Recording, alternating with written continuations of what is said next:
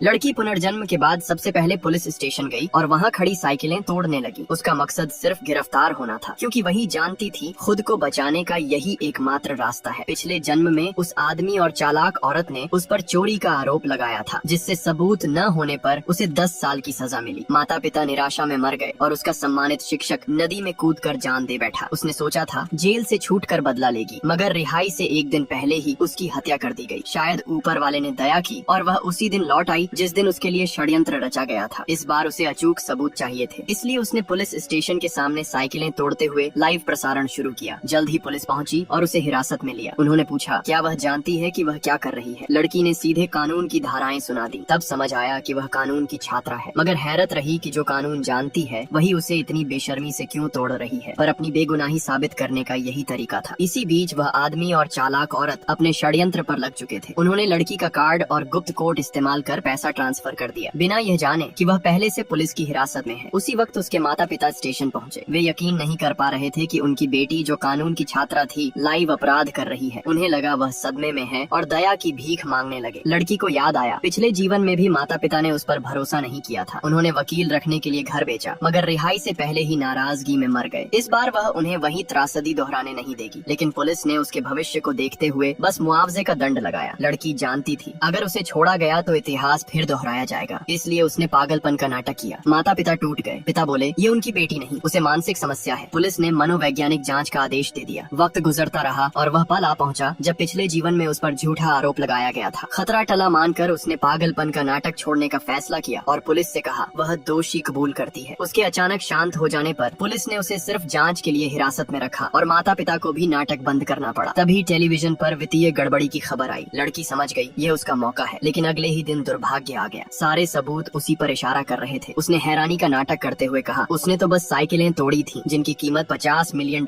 नहीं हो सकती। पुलिस ने दस्तावेज मेज पर फेंक दिए। सभी ट्रांसफर उसके कोर्ट से हुए थे। जल्द ही माता पिता और फिर वह आदमी चालाक औरत भी आ पहुंचे, कहते हुए कि उनके पास सुराग है। पुलिस को नहीं पता था कि वे असल में उसे फंसाने के सबूत लाए हैं। चालाक औरत ने माता पिता से कहा, लड़की ऑनलाइन जुए की लत में कर्ज में डूबी थी और पिछली रात उसका कंप्यूटर भी चुरा लिया। लेकिन माँ ने बीच में टोका, उनकी बेटी ऐसा कभी नहीं कर सकती। फिर भी चालाक औरत ने फोन में ऑडियो और चैट दिखाए। पुलिस के सवालों पर लड़की ने घबराहट का नाटक किया और कहा ये सब एडिटेड है। तब चालाक औरत ने एक USB निकाली और दावा किया उसमें उसके खातों के सबूत हैं। लड़की को हिरासत केंद्र भेजा गया, लेकिन गिरफ्तारी के वक्त बाहर पत्रकारों की भीड़ लग गई। खबर फैल चुकी थी। कानून की फैकल्टी की जीनियस एक चोर निकली। माता पिता और शिक्षक को अपमान झेलना पड़ा। उधर वह आदमी और चालाक औरत सोच रहे थे अब लड़की सजा पाएगी, मगर जब सब उसकी बदनामी का तमाशा देखने को तैयार थे, लड़की ने अचानक पुलिस को बुलाया। फिर जो उसने उसके बाद कहा, सब दंग रह गए।